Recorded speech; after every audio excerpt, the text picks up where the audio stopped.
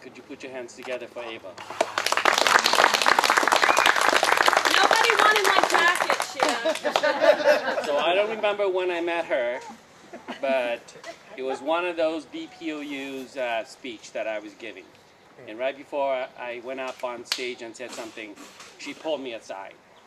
And she said something that was very, very nice and that I needed. And she said, remember that you are speaking for God. That God is with you. Right on. Right on. That's why I'm here. That's why I'm here. I'm a lucky one. Is America not the most beautiful country on earth? Yes.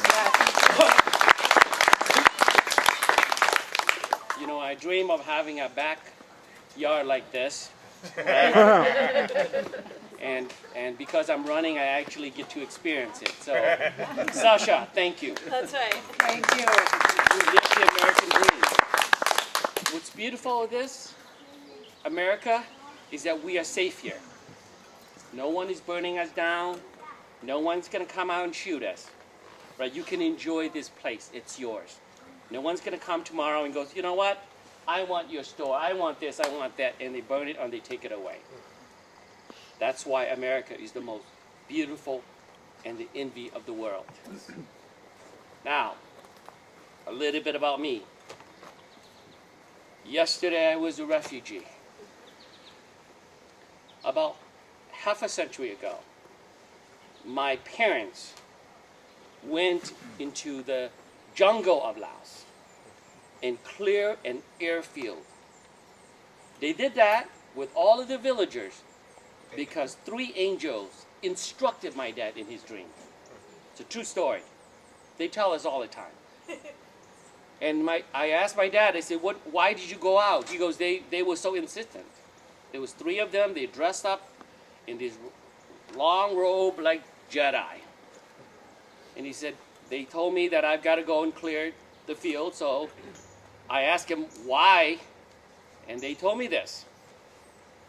They said, if you go and clear that field, and after you're done with that, you will put a pole and a white cloth or something on it. In about a couple of weeks, the most powerful nation on earth will land on it. My dad's like, oh, I guess, I mean, you know, who's the most powerful nation? We didn't know anything about America then, okay? We've never seen an airplane. We don't have TV, no radio. You know, we're out in the jungle. And so my dad did that. And 2 weeks later, a helicopter with Americans land on top of that flag. And out of that airport became a CIA base. And that thousands of monks and enlisted soldiers like my dad would join the American forces. And that we would fight for freedom in America for 15 years for standing still against the North Communist Vietnamese. And in that conflict, we would lose 30% of our population. So we understand something that about freedom is not free. Yes. We understand something about that, paying the ultimate price, and that we need to treasure freedom. The freedom that we have today. My story is that we need to treasure today what we have here today. Because we lost so much for it. And we lost and died for America when we didn't even know what American stood for, except an instruction from the Creator and God Himself, saying that you need to help America, you need to fight for America.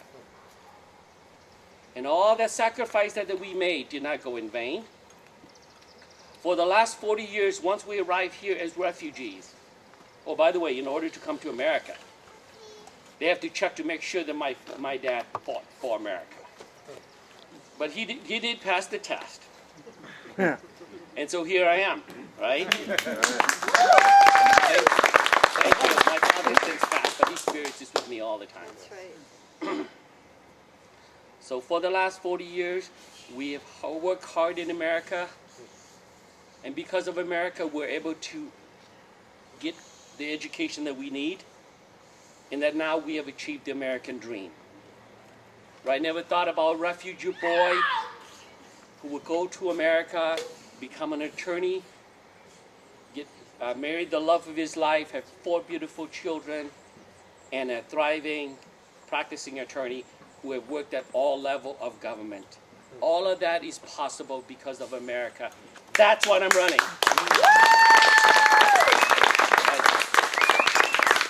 And I want us to remember that America, it's the greatness of America. And every time I talk about the greatness of America, I want to talk about this movie called Gladiator. Right? Who's seen Gladiator? Right? I watched the movie over and over again. And my wife's like, "You're crazy, honey. Why are you watching the movie?" I said, "Because I love it. I love it because Commodus, when he took his father's life and he became Caesar, he did not know why so many Romans would die for Rome. He wanted to do something great, but he was too busy playing. His father was out there fighting a war. And his sister gave him the answer. He said, "Do you know, Commodus, do you know why, so many people like, the gladiator himself, Maximus would die for Rome, so many soldiers would die for Rome?" And Commodus goes, "Well, I don't know. Why? Tell me." I'm making it longer than in the movie, okay? I'm trying to make a point. I'm trying to make a point. She said, "The greatness of Rome." And he said, "What is that?" She said, "It's an idea. An idea of the greatness of Rome." That's why people die for Rome. That's right. That's why the Roman Empire grows so huge in their time. Right? And here we are today. We talk about the greatness of America. The greatness of America is what you and I died. That's why the Hmong died. That's why the Laotian died. Because of the greatness of America. And you know why America is great? Because in America, we find out that in America, you can make your dream come true. And that you can chase your dream in America. That's why America is so great. Right? This is the land that a Afro-American boy became Tiger Woods. Right? Or a Caucasian boy became Jack Nicklaus. I talk a little bit about golf because I do a little bit of that. And Right? tennis too, tennis. That's right. I do that too. Federer, he wants to be an American, Right? Roger Federer, the only thing left with Roger Federer was that he's not an American, that's all. But the greatness of America is where your dreams come true. Here in America, we chase our dream. And that alone caused us to fight and die for America when we didn't even know what American stood for. We just know that if a bunch of men called American can create an iron bird, a bird that is made out of this, and it flies, that they must be great. Right? We see birds fly, they're very light. But America made this metal fly. You got to be happy to be They say that American. all the time to me. Remember that they made this fly. You chase them, you follow them. That's why we fought for America and we came here. So the greatest America is wonderful. But here in America, what allow us to maintain our greatness? Now, nobody taught me this, so this is something that I learned and I want to preach. This is my platform, why I'm running. That here in America, we believe in competition. That's right. It is competition that gives us the best Minnesota Vikings, so they never win the Super Bowl yet. I cheered for 40 years, and I get mad every time by the end of the season. But I'm not giving up on the Vikings. Right? Right. I'm like, just that one quarterback, maybe that running back, we're going to win. Right? And we watch it again. They fool us every year. Yes. But we respect football and we respect the best team. Why? because of competition. Not just any type of competition. It's not cheating, right? Where you can trick people or maybe pay people off. No. In football, you have plenty of referees to make sure that everybody play by the rule, that it's a fair competition. And when you win in fair competition, you get the respect of the world. That's why when the Super Bowl, whoever wins the Super Bowl, we respect them because of all the referees out there, right? And we can use that competition and fair competition on anything that you want to talk about. That's how I'm going to solve all of the problem in America. You know what's happening with our health care, why the premium is so high? We got rid of competition. That's right. Yeah. Right? And hey, our officer, police officer, don't throw them away like the Vikings, right? We haven't given on Vikings, we should not give up on our police officer. Do not defund the police officer, okay? We're going to make our officer better. Just like the phone. This thing used to be humongous, right? But now it fits in the palm of my hand. I can call the world. This technology, because we did not give up on it. We can do the same thing with our police officer, right? If we can put a man on the moon and we can develop this phone, we can definitely defeat this COVID-19. Let's see something a little bit about the president, or what he has done. People don't give him enough credit. That's right. People complain about what the president, you know, he should have done this and he didn't have a plan. Yes, he did. Nobody listened to it. Especially the DFL, the left. Nobody listened to the president. When he tried to bring everybody together, he said, we're going to open together, we're going to work together, we're going to do this together. No, you can't do that. You don't have the right to do that. So the president said, okay, well then go and do it yourself then. Right? And then they do, and they fall miserably on their face, and they go, well, that's because you didn't lead us. Right? Is that what you're hearing? That's what I'm hearing. Well then, he said, okay, well, you guys feel miserably, so I guess I'm going to be back on leading.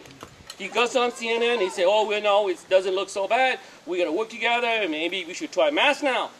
And I got CNN complaining about him now, right? CNN said, you know what, now you finally admit you need a mask.